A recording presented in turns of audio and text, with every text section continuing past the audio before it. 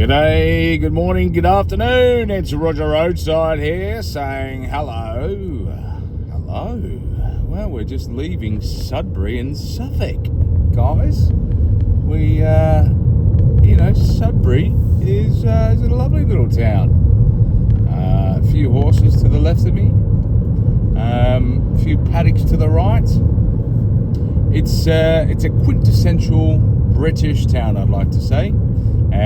But it was one thing that was on my mind this morning that I wanted to sort of get off my chest and get your opinion on. But before I get into it, please make sure you subscribe to the channel. It really does help me out. I'm trying to get to 200 subscribers by the 1st of July. Mid-year. Can we do it? Who knows? But I wanted to put this to you.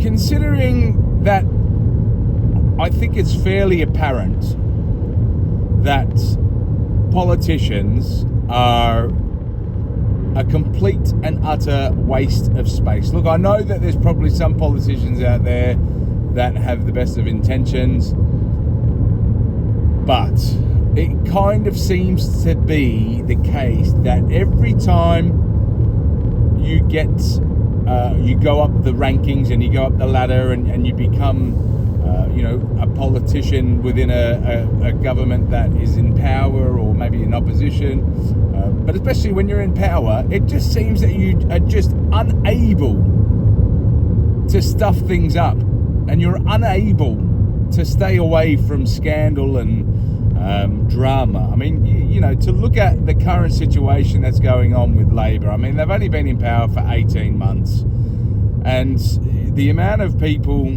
within the government that have had to step aside or step down or step away because of scandals and where they've broken the law, where they've been found to be cheating the system and this, that and the other, and saying that they've lost their phone, where everyone, it kind of, that whole lost my phone situation, it kind of stinks like it was. It's like a teenager who's been busted, smoking dope or something, and the dope was in their backpack, and they know that as soon as they get home, mum and dad's going to get angry at them and go through their backpack, and then suddenly as they get onto the front doorstep, oh, someone stole my backpack. Oh, that's convenient.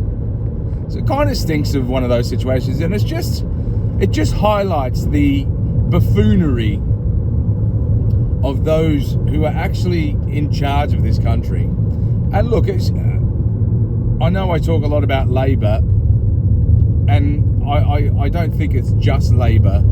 I think most politicians are as bad as each other, and I think most politicians that when they're close to power or when they're within power, I think something happens to them whereby they just make these foolish judgment calls where they feel like they're impenetrable or no one's ever going to find out, and then suddenly obviously everyone does find out, and then suddenly they're sold down the river. So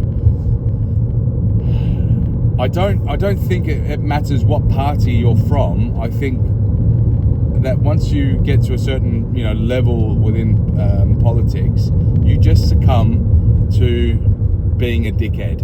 And I think that Labour has probably been one of the best examples of it thus far, because I think even though the Tories had their problems, having a party or having some wine and cake or something like that, was probably one of the reasons why Boris Johnson got kicked out. When you look at that in comparison to a lot of the shithousery that's going on at the moment in the Labour side, it's just it's like comparing apples with oranges. But nevertheless, I digress. I bring this up because I kind of feel like sometimes I think back to what would happen in medieval times, and when you consider that England is still a monarchy, the the king is the king of the country, and we, for all intents and purposes, we are, all of us, everyone that lives here, or everyone that is within this realm, is essentially his subjects. And I know that we don't have the royal family sort of impose on us the way that they would have done back in medieval times, but for all intents and purposes, I still kind of feel like if you're going to have a royal family, and if you're still going to maintain that royalty line, and you're still going to maintain that monarchy, then I think at some point, if I was the king and I was seeing the utter disrespect for this country and the utter mismanagement of this country and the utter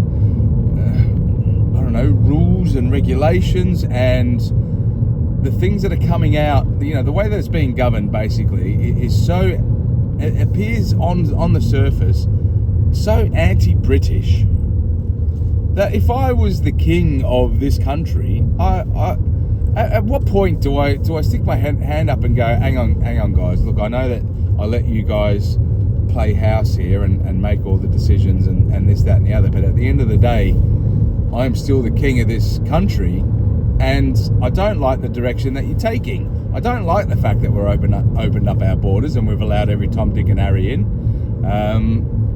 I don't like the fact that we've got a massive problem with our women and children being raped. I don't like that. I don't like that the majority of people within the country are on benefits and are basically able to be paid just for sitting at home and doing nothing. I mean, that's my job as the king. I don't like the fact that the other people who are actually following the rules and following the rules of society and going out there and working like absolute muppets and paying more and more in tax, which I'm not seeing, quite frankly. It's going all to you guys. I don't like the fact that they're being screwed under the thumb more and more. We're relying more and more on them to pay for things. Like, at the end of the day, this is my kingdom and this is my realm, and if it was me as king, I'd be putting my hand up and actually doing something about it. So I know that the monarchy that we've got is obviously different to what it was back in medieval time, and I know that the king doesn't necessarily have as many powers as what he would have had if this was, I don't know, the year 1200 or the year, I don't know, 1100 or something. I don't know, I'm just making up years out of my back wazoo, but you get my point. I know that for a lot of their existence, the monarchy is really for show. It's really for tourism. But it kind of feels like for the last, ever since I've been alive, the monarchy, the royal family have existed just to do to go and cut this ribbon and to go to visit that charity and to go to visit that country which is which needs some charity, and they've sort of been the poster childs for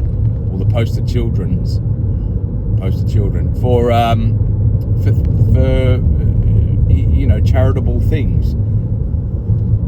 But I don't know. I mean, look, at some point, surely if you were the king of this country, and look, I know that he's sick, I know that he's ill, I know that there's medical complications and stuff like that, but I mean, it doesn't take, I don't think it takes much to realise or to get a fair understanding of how fucked this country is. And I know that you could probably make the argument that, well, they are the royals and, they are probably just swanning about with other rich people. So, with other rich people, they're probably not that too concerned about, the economy, and my shares only went up 12.3%. I only made 3% yield this year instead of making my usual 15% interest. Oh, I've only taken in 4.7 billion instead of 5.6 billion. I mean, the world's gone mad. You know, I know third world problems and stuff like that for people of that sort of echelon, but surely there must be enough noise being made whereby you can see the civil unrest, you can see and feel the I don't know, sheer depression around the country. I wonder at what point or what it takes for someone within the royal family to actually go, hang on, this is not the country that I recognise anymore, and the way that it's being run is not the way that I agree with, and you know, I need to do something about it. You know, at what point do we reach that point? I don't know. Look, am I being unrealistic? Is it something that would never happen? Is it something that should happen? What are your thoughts? To me, it just seems like a no-brainer. To me, it just seems like, you know, whilst it's not doom and gloom everywhere and hellfire, and you know, obviously I'm in a little town here, and you know, the streets aren't on fire, and you know, people are sort of getting on with their general life, but you know, there are a lot of places which aren't like this. You know, there are a lot of places where there is poverty, where there is depression, where there is you know, hordes and hordes of people that we just have no idea who the heck they are, what their intentions are, and yeah, it's just